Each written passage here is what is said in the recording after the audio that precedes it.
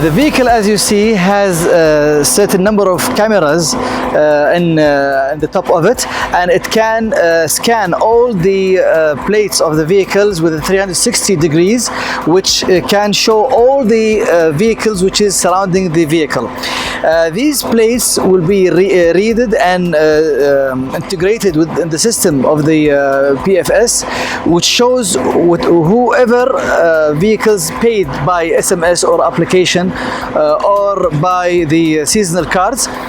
and the rest of the vehicle plates which doesn't show that they paid, the inspector will go on the site to check whether if these vehicles has been paid or not.